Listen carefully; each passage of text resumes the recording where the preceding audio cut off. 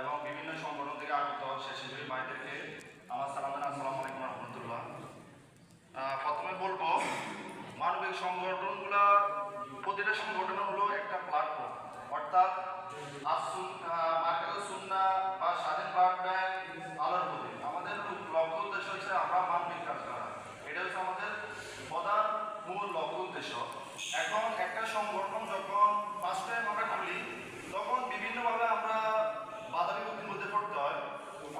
যখন আমরা একটা সংগঠন খুলি, কিছু রাজনৈতিক নেতা আছে, কিছু রাজনৈতিক লিডার পার্সনরা আছে, ওনারা বলে এই সংগঠনটা অমুক দলের, ওই সংগঠনটা অমুক দলের, কিন্তু আসলে যেটা সত্য কথা, আমরা শুধু সমাজ নিয়ে কাজ করি।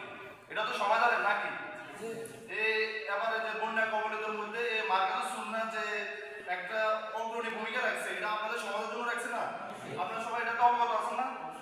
তো কেন এখানে রাজনৈতিক প্রক্রিয়া ঢুকাবে, কেন বলবে এটা রাজনৈতিক সংগঠন? এগুলা আসলে যখন আপনি একটা সংগঠন জনশক্তিতে পরিণত করবেন তখন আর এই কথা বলার মতো কেউ সাহস পাবে না। তো ইনশাল্লাহ এটা তো এতদিন হয়তো বিভিন্ন কারণে সংগঠনের কার্যক্রম হয় না, এখন থেকে ইনশাল্লাহ হবে এই আশা করি। তো এই আশা করি সামনের দিকে এগুলো আর হবে না। আমাদের সংগঠন যখন আমরা ফার্স্ট টাইম বলছি, আমরা একটা শুভেচ্ছা ব্যানার লাগাইছি আমাদের বটতলা তো অনেকে ছিলেন, যখন লাগাইছি অনেকে অনেক রকম বলছে এটা জামাত বিএনপি সংগঠন এইভাবে বলছে। তো এগুলা মানে মানুষের যারা বলছে তারা আবার আমাদের সাথে কাজ করে, তারাই বুঝতে পেরেছে এটা আসলে কি সংগঠন। এখন আবার এক ধরনের লোক বলবে এটা আওয়ামী সংগঠন। এটা স্বাভাবিক, সমাজের মধ্যে এক শ্রেণীর লোক থাকে সামাজিক কাজগুলোর মধ্যে বাধা দেওয়ার জন্য। আপনারা সবসময় একটা খেয়াল রাখবেন, একটা সুন্দর বাগান নষ্ট করার জন্য একটা দুষ্ট বানর যথেষ্ট, ঠিক আছে? তো আমরা এদিকে অবশ্যই খেয়াল রাখবো। তো ইনশাল্লাহ আমাদের সংগঠন আলহামদুলিল্লাহ খুব সুন্দরভাবে পরিচালনা হতেছে। আমাদের সংগঠনটা 2022 সালের জানুয়ারি মাসে আমাদের সংগঠনটা স্থাপিত হয়েছে। পা করে আলহামদুলিল্লাহ আমরা এখনো পর্যন্ত বুগিতে আমাদের আরো কয়েকটা সংগঠন আছে। স্বাধীন ব্লাড সংগঠন যেটা, এটা আমাদের একটা সিনিয়র সংগঠন, এটা বলতে হবে, ওনারা আমাদের আগে সংগঠনটা খুলছে।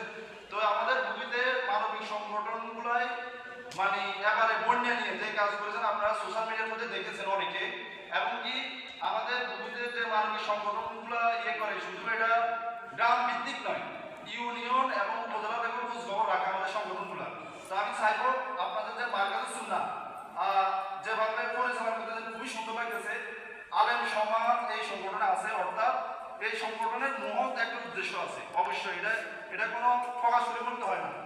তো আমরা আমাদের সংগঠনে মানে যেভাবে এখন মানে আমরা প্রোগ্রাম করলে অবশ্যই আমাদের মসজিদের ইমাম সাহেব বা বিভিন্ন মসজিদের ইমাম সাহেবদেরকে আমরা নিয়েই সংগঠন অনুষ্ঠান করি। তো আপনাদের সংগঠনের তো উপদেষ্টা হচ্ছে একজন আলেম, অবশ্যই উনি তো মাঠ পর্যায়ে কাজ করবে না, মাঠ পর্যায়ে কাজ করবে কে?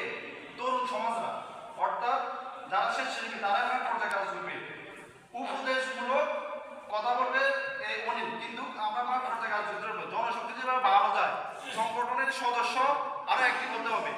সমাজে দেখেন বিভিন্ন দিকে ইফটিজিং, মাদক, বিভিন্ন অসৎ কাজে আসক্ত আছেন অনেক, কিন্তু ওগুলো নিয়ে অনেকে কথা বলে না, বলার সাহস পায় না, কারণ ওই দিকে মানুষ বেশি দুঃখী।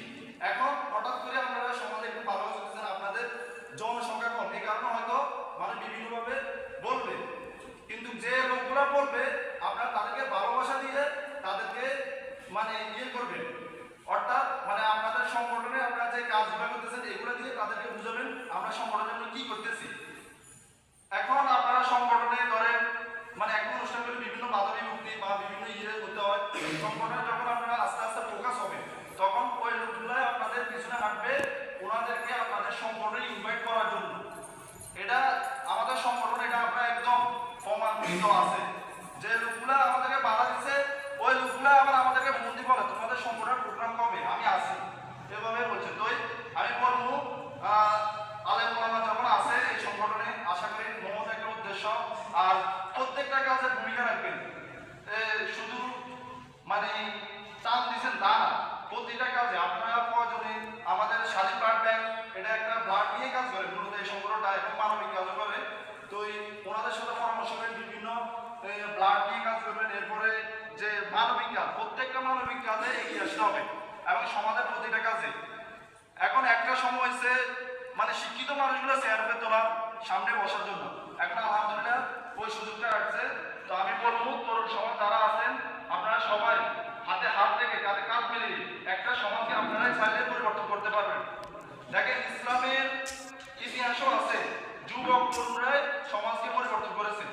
তো আমি সবার কাছে আহ্বান করব, যেভাবে মানে সংগঠনটাকে অগ্রগতি বাড়ানো যায় এভাবে সবাই কাজ করবেন, এটাই আশা কামনা করি।